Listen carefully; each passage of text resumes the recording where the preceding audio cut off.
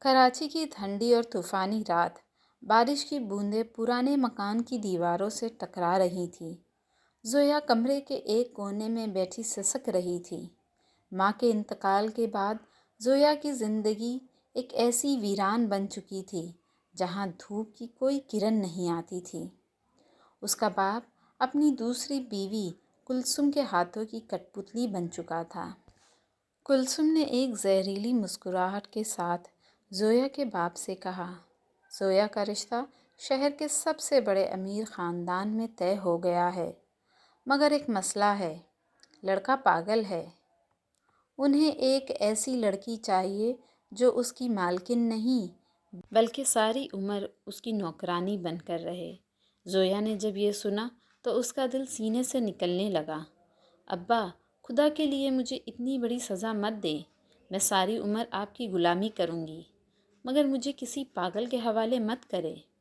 زویا نے اپنے باپ کے پاؤں پکڑ لیے، مگر اس کے باپ نے منہ پھیر لیا۔ کلثوم نے زویا کو بالوں سے پکڑ کر گھسیٹا اور کمرے میں بند کر دیا۔ اس رات زویا نے اپنی قسمت پر رو رو کر رات گزاری، جب کہ باہر لوگ اس کے سودے کی قیمت لگا رہے تھے۔ زویا کو جب شہریار منشن لایا گیا تو اسے لگا وہ کسی قبرستان میں آ گئی ہے جہاں صرف خاموشی اور قیمتی فرنیچر ہے۔ جب وہ موسیٰ کے کمرے میں داخل ہوئی تو اس کی آنکھیں پھٹی کے پھٹی رہ گئی۔ اتنا حسین لڑکا، مگر وہ فرش پر بیٹھا قیمتی پینٹنگ پھاڑ رہا تھا۔ موسیٰ نے جب زویا کو دیکھا تو وہ ڈر کر کونے میں دبک گیا۔ تم کون ہو؟ کیا تم مجھے مارنے آئی ہو؟ موسیٰ کی آواز میں ایک بچوں والا خوف تھا۔ زویا کا دل جو نفرت سے بھرا تھا، موسیٰ کی معصومیت دیکھ کر پگھلنے لگا۔ اس نے دھیرے سے کہا، نہیں، میں تو آپ کی دوست ہوں۔ بیگم شہریار نے زویا کے سر پر ہاتھ رکھا۔ بیٹا، موسیٰ ایک حادثے میں اپنا ہوش کھو بیٹھا ہے۔ ڈاکٹرز کہتے ہیں اس کے دماغ کا ایک حصہ وقت میں جم گیا ہے۔ اسے اب کسی دوا کی نہیں، سچی محبت اور توجہ کی ضرورت ہے۔ زویا نے دیکھا کہ موسیٰ کی آنکھوں میں ایک گہرا دکھ تھا، جیسے وہ کچھ کہنا چاہتا ہو مگر اس کی زبان ساتھ نہیں دے رہی ہو۔ میں نے سمجھا تھا کہ میں ایک دشمن کے پاس جا رہی ہوں، مگر یہ تو خود ایک مظلوم ہے۔ اس محل کی رونقوں میں یہ لڑکا کتنا تنہا ہے۔ خدا، اگر میری قسمت میں یہی لکھا تھا تو مجھے اتنی ہمت دے کہ میں اس بے زبان کی آواز بن سکوں۔ کیا میں اس اندھیرے محل میں اس کے لیے روشنی بن پاؤں گی؟ وقت گزرتا گیا۔ زویا نے موسیٰ کی خدمت کو اپنی روح کا سکون بنا لیا۔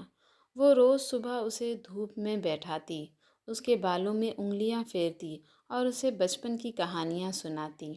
موسیٰ اب زویا کے بغیر ایک پل نہیں رہ سکتا تھا۔ وہ اسے پیار سے پری کہنے لگا تھا۔ ایک شام بارش ہو رہی تھی۔ موسیٰ ڈر کے زویا کے سینے سے لگ گیا۔ زویا نے محسوس کیا کہ موسیٰ کا دل کتنی تیزی سے دھڑک رہا ہے۔ اس نے موسیٰ کا چہرہ اپنے ہاتھوں میں لے لیا۔ ڈریے مت موسیٰ، میں ہوں نا۔ موسیٰ نے زویا کی آنکھوں میں دیکھا اور اس کے ہتھیلی کو چوم لیا۔ وہ ایک ایسا لمحہ تھا جہاں زویا کو لگا کہ موسیٰ پاگل نہیں، بلکہ صرف ایک پیاسا انسان ہے جو محبت ڈھونڈ رہا ہے۔ زویا اب موسیٰ کے لیے نئے نئے کھانے بناتی۔ جب وہ موسیٰ کو اپنے ہاتھوں سے کھلاتی تو موسیٰ شرارت سے اس کی انگلی پر کاٹ لیتا اور پھر ہنسنے لگتا۔ ان دونوں کے درمیان ایک ایسا رشتہ بن چکا تھا جسے دنیا پاگل پن کہتی تھی، مگر زوار کے لیے وہ عبادت تھی۔ ایک رات زویا کو اچانک پیاس لگی۔ وہ کچن کی طرف جا رہی تھی کہ اس نے اسٹڈی روم سے کسی کے بولنے کی آواز سنی۔ وہ ڈر گئی کہ کہیں چور تو نہیں آ گئے۔ اس نے دروازہ تھوڑا سا کھولا اور جو اس نے دیکھا اس پر یقین کرنا ناممکن تھا۔ موسیٰ لیدر چیئر پر بیٹھا لیپ ٹاپ پر گراف دیکھ رہا تھا۔ اس کے چہرے پہ وہ بچوں والی معصومیت غائب تھی۔ اس کا لہجہ سخت اور مردانہ تھا۔ وہ فون پر کہہ رہا تھا، احمد، انکل کو لگ رہا ہے کہ میں ان کی ساری ڈیل سائن کر رہا ہوں، مگر انہیں نہیں پتہ کہ میں ان کے بینک اکاؤنٹس خالی کر رہا ہوں۔ 3 سال کا انتظار اب ختم ہونے والا ہے۔ زویا کے پاؤں تلے سے زمین نکل گئی۔ اس نے جھٹکے سے دروازہ کھولا۔ موسیٰ، آپ ٹھیک ہیں؟ موسیٰ نے تیزی سے لیپ ٹاپ بند کیا۔ اس کا پرسکون چہرہ اب ایک خوفناک سنجیدگی میں بدل گیا تھا۔ اس نے زویا کا ہاتھ پکڑا اور اسے دیوار سے لگا دیا۔ تمہیں یہاں نہیں آنا چاہیے تھا زویا۔ موسیٰ کی پکڑ سخت تھی، مگر اس کی آنکھوں میں دکھ تھا۔ زویا نے روتے ہوئے پوچھا، آپ نے دھوکہ کیوں دیا؟ میں نے آپ کے لیے اتنی دعائیں مانگی، میں کتنی روئی، آپ نے مجھے کیوں نہیں بتایا؟ موسیٰ نے زویا کے آنسو اپنے انگوٹھے سے صاف کیے۔ کیونکہ میں تمہیں کھونا نہیں چاہتا تھا۔ زویا، میرے باپ کو میرے ہی چاچا نے زہر دے کر مار دیا۔ مجھ پر حملہ کیا گیا تاکہ میں راستے سے ہٹ جاؤں۔ اگر میں پاگل نہ بنتا تو وہ مجھے ہاسپٹل میں ہی مار دیتے۔ میں نے 3 سال سے یہ ماسک پہنا ہوا ہے تاکہ میں اپنے باپ کے قاتلوں کو جیل بھیج سکوں۔ موسیٰ نے زویا کو اپنے قریب کیا اور اس کے کان میں سرگوشی کی۔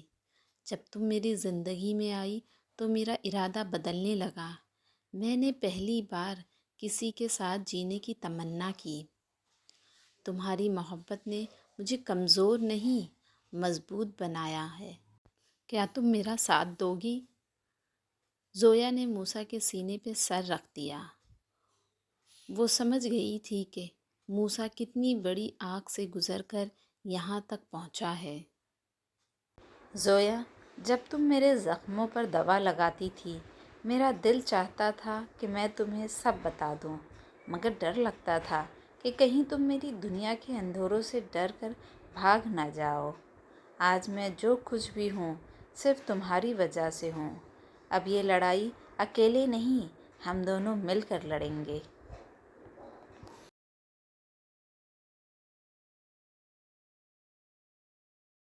اگلی صبح شہریار مینشن میں ایک بڑی پارٹی تھی۔ موسیٰ کے چچا نے سب کو بلایا تھا تاکہ وہ موسیٰ کی جائیداد اپنے نام کروا سکے۔ موسیٰ ہمیشہ کی طرح ویل چیئر پر بیٹھا وہاں کھلونوں سے کھیل رہا تھا۔ جب لائر نے پیپرز دیے تو موسیٰ کے چچا نے کہا، لاؤ، بیچارہ موسیٰ تو سائن نہیں کر سکتا، میں اس کا گارڈین ہوں۔ اچانک موسیٰ ویل چیئر سے کھڑا ہو گیا۔ پورے ہال میں سناٹا چھا گیا۔ موسیٰ نے لائر کے ہاتھ سے پیپرز چھینے اور انہیں پھاڑ کر ہوا میں اچھال دیا۔ پیپر سائن ہوں گے چچا جان، مگر آپ کے جیل جانے کے۔ موسیٰ نے ہال میں لگے بڑے پروجیکٹر پر ساری ریکارڈنگ چلا دی جہاں اس کے چچا قتل کا پلان بنا رہے تھے۔ پولیس ہال میں داخل ہوئی اور اس کے چچا کو گھسیٹ کر لے گئی۔ سب کچھ ختم ہونے کے بعد موسیٰ زویا کو حویلی کے گارڈن میں لے گیا جہاں ہزاروں جونو چمک رہے تھے۔ موسیٰ نے زویا کا ہاتھ تھاما اور گھٹنوں کے بل بیٹھ گیا۔ زویا، تم نے ایک ایسے شخص سے محبت کی جس کی کوئی زبان نہیں تھی، جو دنیا کی نظر میں کچھ نہیں تھا۔ آج میرے پاس سب کچھ ہے، مگر تمہارے بنا یہ سب مٹی ہے۔ کیا تم ہمیشہ کے لیے میری پری بنو گی؟ زویا نے مسکرا کر موسیٰ کو اٹھایا اور اس کے گلے لگ گئی۔ موسیٰ، محبت زبان کی محتاج نہیں ہوتی، یہ تو بس دل کی دھڑکن سے پہچانی جاتی ہے۔ آسمان پر فائر ورکس ہو رہے تھے اور موسیٰ نے زویا کو اپنی باہوں میں اٹھا لیا۔ اس کا عشق بے زباں آج پوری دنیا میں گونج رہا تھا۔